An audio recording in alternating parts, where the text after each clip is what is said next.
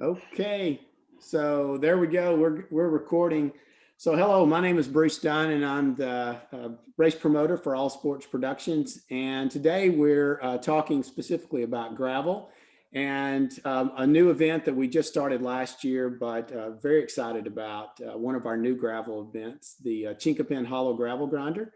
And we're looking to increase the participation of women, and so we've assembled a panel here. And so we have Wendi Scoggins, Crystal Anthony, Jessica Brooks, and Scotti Lechuga with us. And so we're just going to have some fun, talk about a variety of topics, and hopefully encourage you to try out the sport of gravel. And so, yeah, thank you, ladies, for being here today. And look forward to having some fun. So, yeah, let's just jump right into it. You know, I'll start with you, Scotti, and about just what you're seeing as a change in the sport of cycling, and then we'll come back around to what's happening with gravel. Yeah, I've been cycling for about a decade, and I think the trend that we're on right now is really inclusive of all types of riders, and that's something that's been really fun to see, especially in the gravel realm. Is you have, these epic rides that are almost closed to traffic. You're out in the middle of the woods and everyone's doing the same course. So everyone gets the chance to challenge themselves on the same day, same ride, and come home with a story that ultimately, has fed their soul for the day. And so it's been really cool to see that evolve. From category races are still, I love that too, the competitive road cycling aspect, and mountain biking as well. But gravel's kind of this cool mesh of all the best things of cycling in one place on one day. Yeah, that's great. Crystal, probably you've seen a lot of change, and you've done a lot of different, types of cycling. So, maybe you can tell us a little bit about what you've seen as well.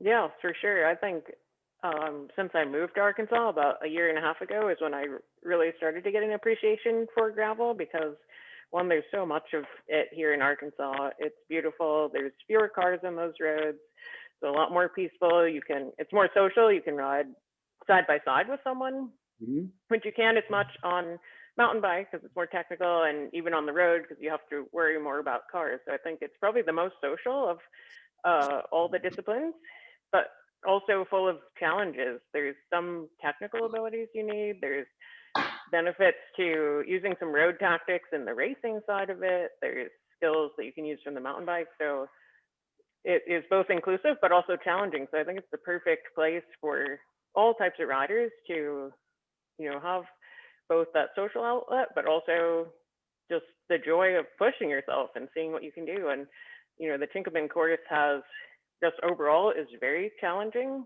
I mean, I was pretty done by the end of that ride, but well, you did do 109 miles, so let's just let's yeah.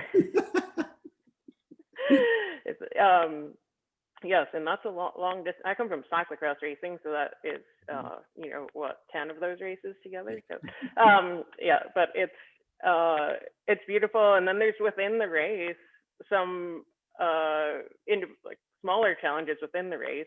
I don't know if you want me to talk about that now, but yeah, we'll come back to that, because I do want to get a little bit of your feedback on a couple of the areas. So yeah, Jessica, we were talking before of just how you got into road cycling, and then and you've done a little racing and been training, but at the same time, we're talking about gravel. So maybe talk about what you were thinking the first time you got on a gravel bike.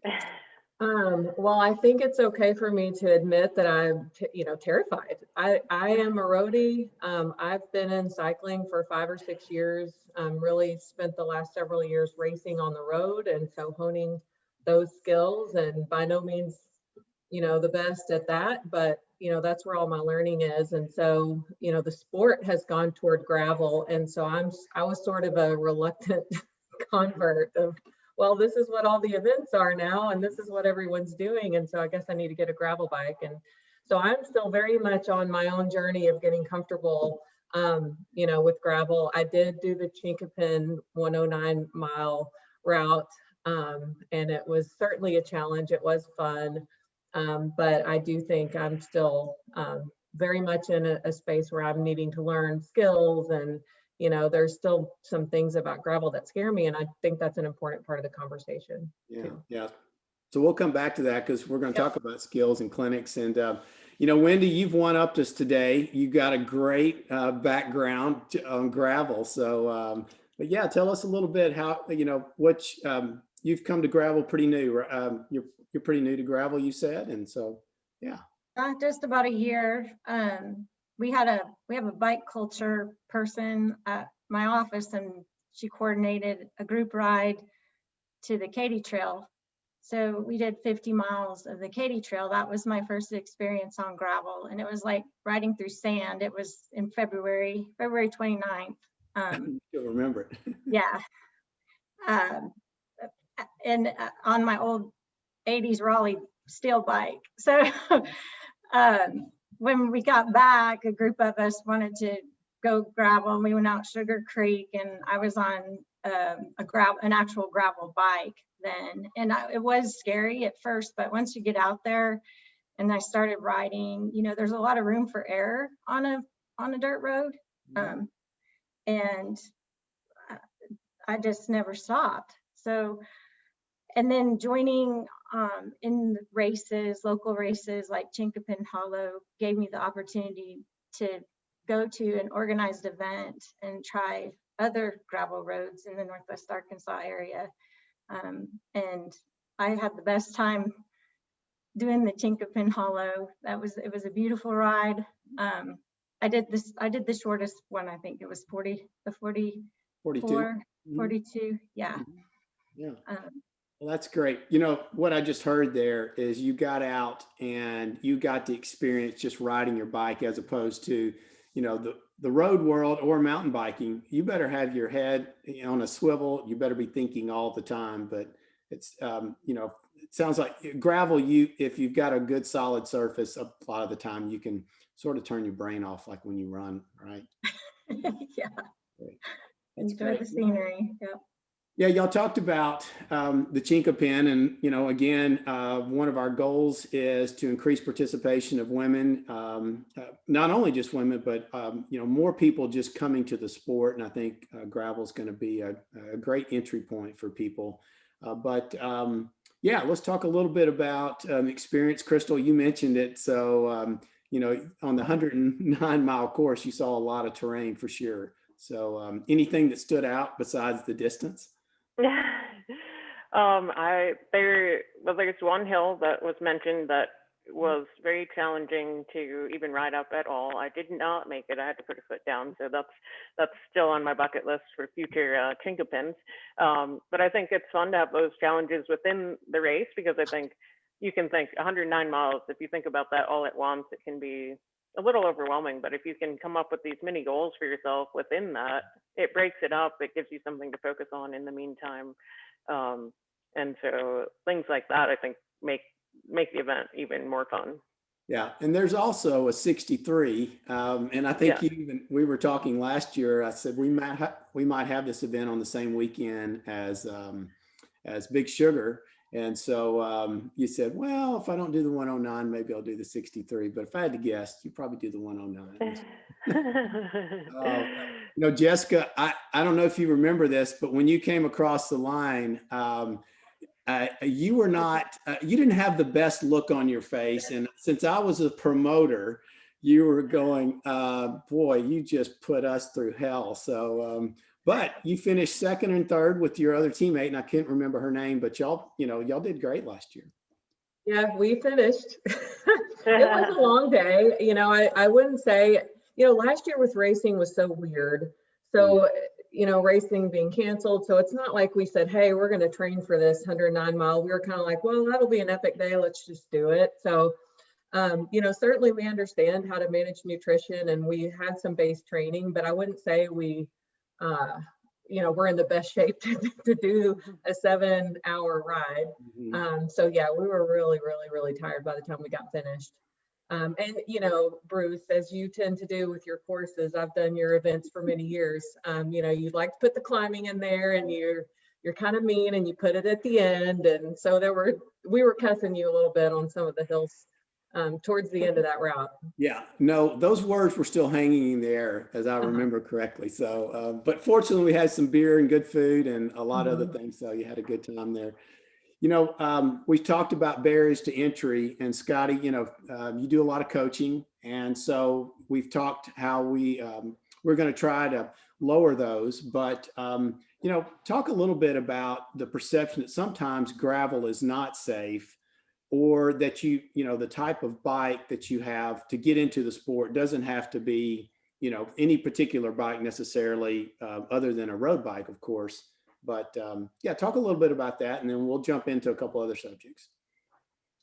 Yeah, definitely. I think what makes people feel a little shaky on gravel is obviously the looser surface than paved road, or even some of our packed single track. And so a lot of just getting comfortable on gravel, actually, it's kind of counterintuitive, but the more you relax, the better the ride actually is. And so we work with a lot of people on just not death gripping their handlebars and kind of just going with the flow. And that's kind of like that heart and soul of gravel anyway, is you're just out there for a long ride, enjoying, a different set of roads than you're used to. The alternate is, you might feel a little less comfortable on your bike, but there's no traffic virtually. And so it really is a very safe place to explore cycling and get that experience of being out in the middle of nowhere without having to worry about looking back for cars and cross traffic and stoplights. And so it really is a cool place to get a sense of freedom on the bike and just kind of unplug and unwind, even if you're pushing yourself in, on those big hills. And so a lot of what we try and do through clinics and coaching is building the level of confidence in riders. So whether it's speeds going downhill, shifting, how to get out of the saddle better, especially on gravel roads where when you get out of the saddle, a lot of times you lose traction. And so we talk all that kind of stuff, the gearing. And what's cool about gravel is, like you said, maybe a road bike isn't appropriate, but if you have a mountain bike, you can start with that. And you don't have to have a dedicated gravel bike to enter a gravel event. So it really does kind of hug, the whole cycling community and just say, hey, you're welcome. Come and be a part of this. Sure. Wendi, you talked that you were pretty new to the sport. And I know in road cycling that it's a very intimidating environment. And no one's really sharing a lot of information, especially the racer crowd. But did you find that people were more inclusive of, and willing to work with people that were just starting in the sport? That's what I've seen in gravel. It's a whole different mentality. I don't know a lot about road riding, but with the gravel community, I know if you get a flat tire and you're in a group, you're going to have about 5 people trying to help you with your flat tire, and people going by will stop to help. I do recall an interview, though, Scotti, if you don't mind me saying, that you and Ernie did on Bikes or Death podcast. And you, if I can quote it right, you said, or Ernie, about how if you can get a road rider to smile at you and you pass by, then you've accomplished something big. And so true. I remember that, and I believe it because I've tried to do it and it's hard to do. But on gravel, people are a lot more relaxed and will stop their ride just if you're passing them, just to say, hey, that's happened a lot. So it's just, it's a community in itself, being out there on gravel for sure. And I don't know if it's all the fresh air and the dirt and the trees that just seep into everybody and makes them happy, go out there and lose yourself and enjoy it. So, Crystal, you've come from a very competitive background and, still competing and showing up and, trying to win titles or win the front, win cash or whatever it may be. But what was it about gravel that seemed to still be competitive, but there is a definite mindset change, except when, cash is on the line. How that's, I really can't explain it all. So from someone that's kind of pivoted a little bit into this sport, what do you see from it? I definitely think, as I was mentioning before, just the riding itself is more social because you can ride next to your friends and chat, and that may seem like a small thing, but it's huge because you can use that as your social time. And while when I get on the start line, it's all business and I'm racing, gravel, I love meeting up with friends to ride gravel. And I love route planning. I mean, I shouldn't admit this, but I will spend hours looking at maps.